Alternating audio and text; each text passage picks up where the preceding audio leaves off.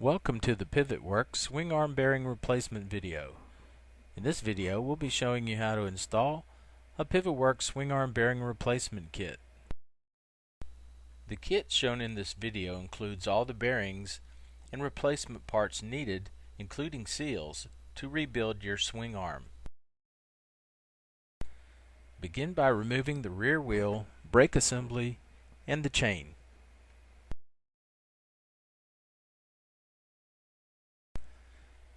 Next, remove the swing arm nut with a large socket and ratchet. You may have to use a punch or some other blunt object to carefully push out the swing arm pivot bolt. Do not mess up the end of the bolt. You might also strategically place someone on the other side of the bike. Next, you'll need to remove the nut and bolt that connects the swing arm to the shock linkage assembly. Once the bolt is removed, you can then lift out the swing arm by removing the swing arm pivot bolt. Now carefully open the package containing the Pivot Works bearing kit. Push out the inner collars from the old bearings on both sides of the swing arm. You can see in this case that the bearings were pretty well eaten up and definitely needed a replacement. Go ahead and remove the seals from the outer part of the bearings. Now you can pry out the thrust washer and radial bearings using a screwdriver.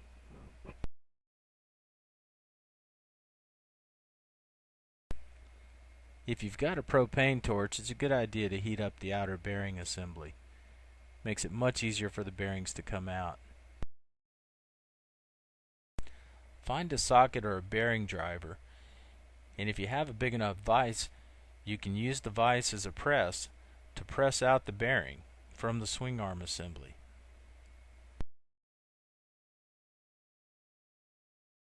Be super careful to get the socket lined up exactly right. If it doesn't feel like it's moving, don't force it.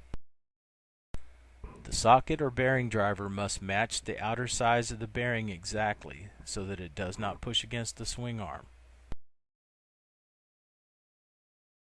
You can see here that we've driven the bearing out already about 3/8 of an inch. Then we're going to flip the swing arm over and drive it out the rest of the way with the same socket.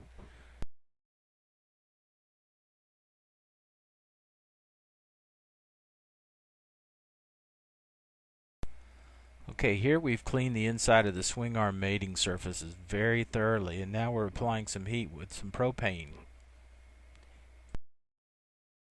And here's the trick. If you want to make the job easy, freeze the bearings. The bearings came right out of the freezer and slid right into the swing arm assembly with zero effort. You barely have to turn the vise to get the bearings to slide into a hot swing arm.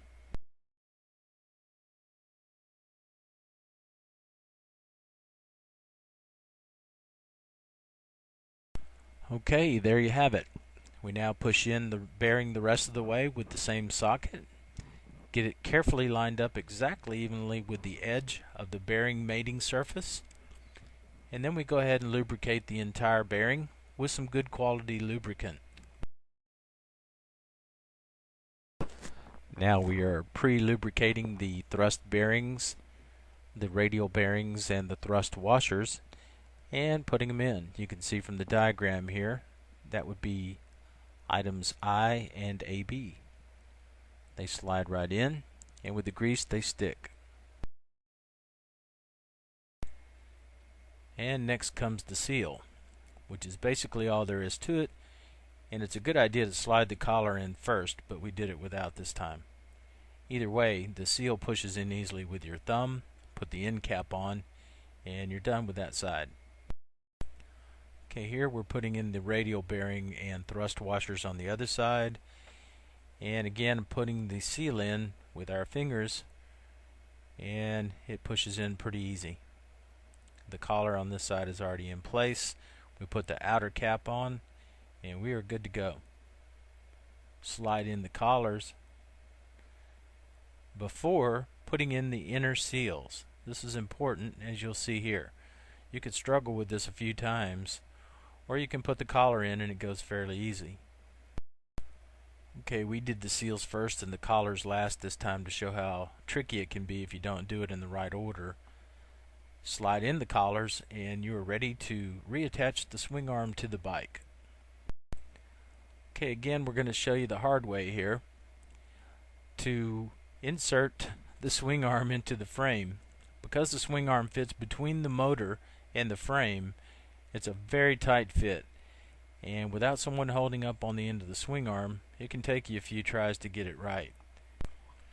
Having said that, you don't have to push in very hard.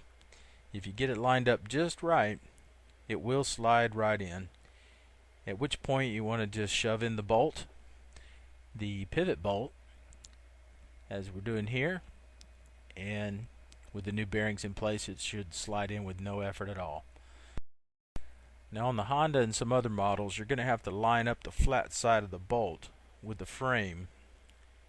There's a matching flat spot on the frame that keeps the bolt from turning, and you see there we just whacked it around with a rubber mallet and got it lined up pretty easy. Hold the brake down and it'll pop right in.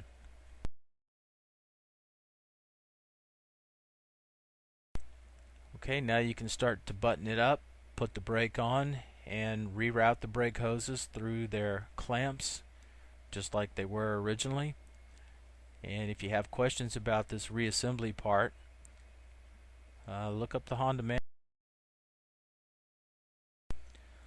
Okay, now you can begin to reassemble the rear wheel assembly. That begins with the brake and the brake hoses. Run them through the clamps the same way you took them apart. If you have any doubts about where anything goes, look up the Honda diagrams online or get yourself a South Point manual that shows you exactly where the parts go. Put the swing arm nut on and torque the swing arm nut down to factory specifications, which for the Honda 450 is 68 foot-pounds. Install the rear wheel. That's the axle blocks and the axle. The axle blocks are the chain adjuster blocks. Insert them with the little engraved line facing upward. Put on the thrust washer, followed by the locking nut, and torque the lock nut down to factory specifications. And this concludes the bearing replacement video. Good luck. This concludes the bearing replacement. Ride safe.